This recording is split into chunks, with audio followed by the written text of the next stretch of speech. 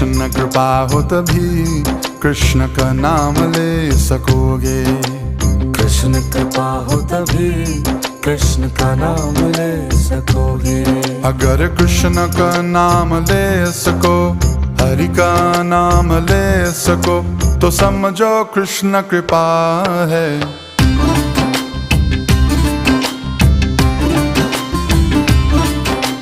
कृष्ण कृपा हो तभी कृष्ण का नाम ले सकोगे। कृष्ण कृपा हो तभी कृष्ण का नाम ले सकोगे।